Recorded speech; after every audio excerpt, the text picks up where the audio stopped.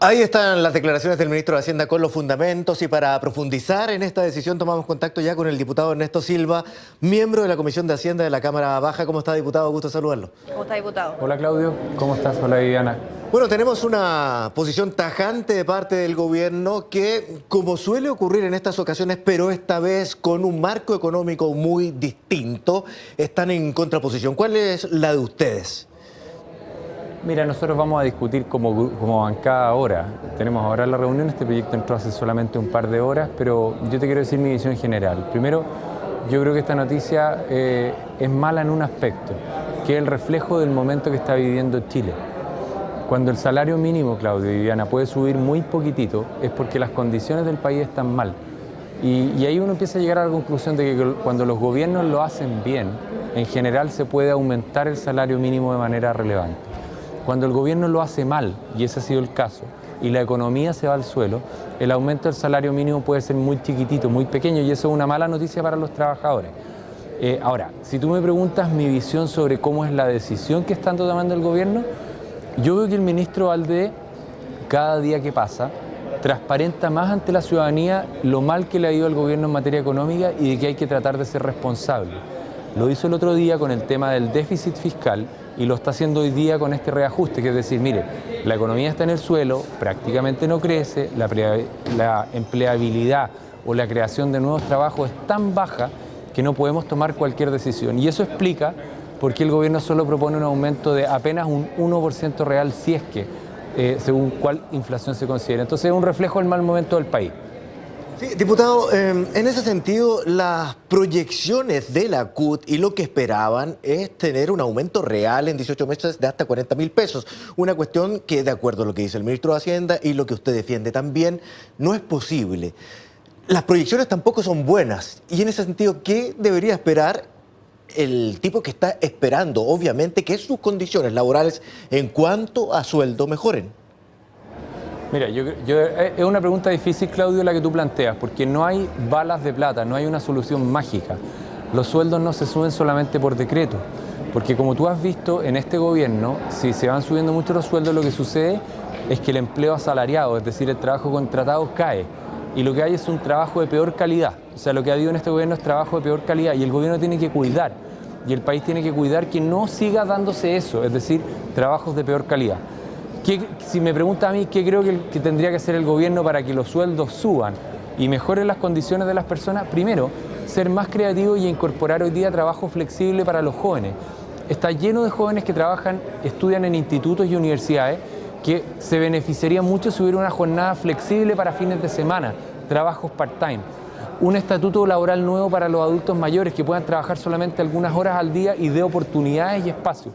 Y lo tercero es que el ministro debiera volver a pensar, junto con la ministra Rincón, sobre su reforma laboral, que está siendo una barrera muy fuerte a la contratación, y eso todavía se está discutiendo. De hecho, tú has visto, y lo comentamos el otro día, que va a reimpulsarse el veto. Entonces, si se tomaran esas tres medidas, creo que ayudarían a que hubiera mejores trabajos y mejores condiciones, y eso ayudaría a que los sueldos suban. Si alguien pretende que por subir el salario mínimo por decreto se va a generar mejores condiciones de trabajo, le miente a los chilenos.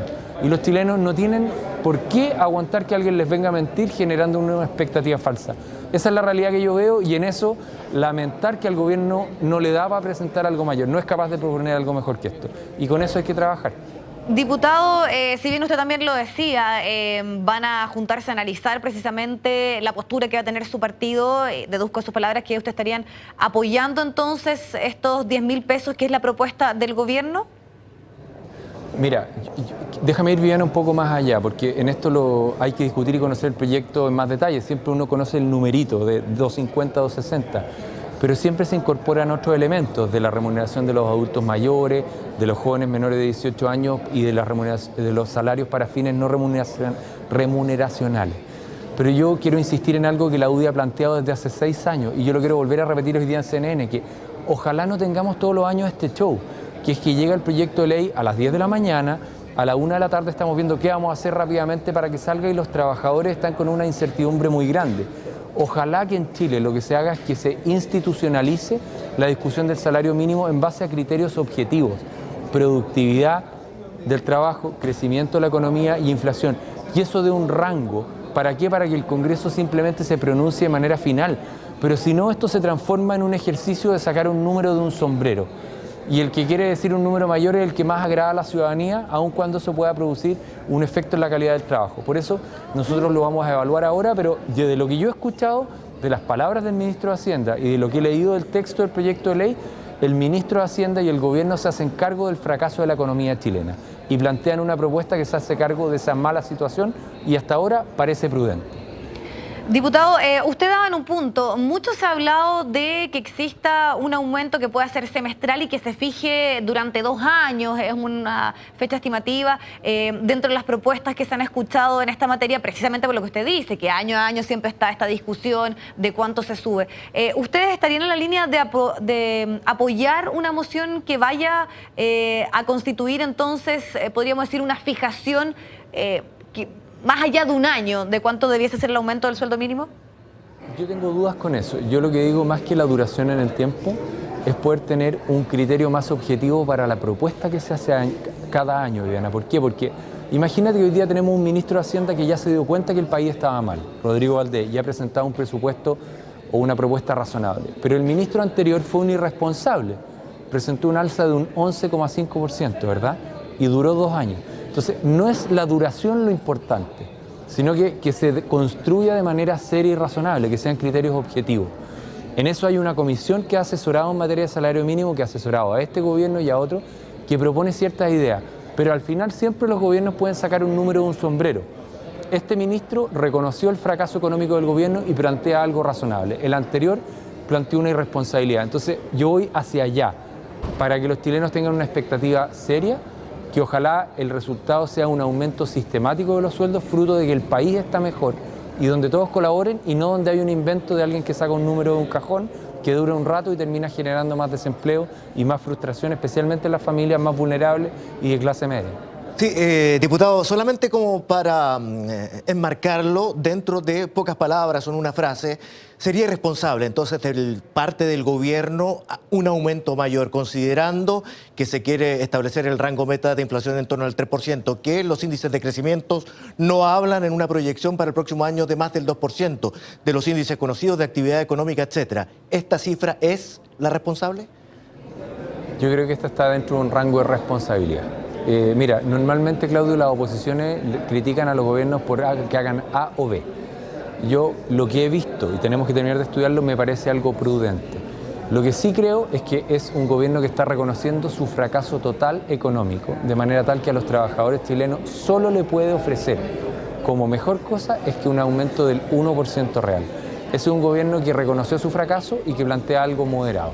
Vamos a terminar la discusión al interior de nuestro comité y también escuchar los argumentos de la comisión. Hay que escuchar los planteamientos, pero mi primera reacción es lo que te digo. Creo que el gobierno ha reconocido el fracaso económico y propone algo moderado que tenemos que estudiar en más detalle antes de tomar una decisión.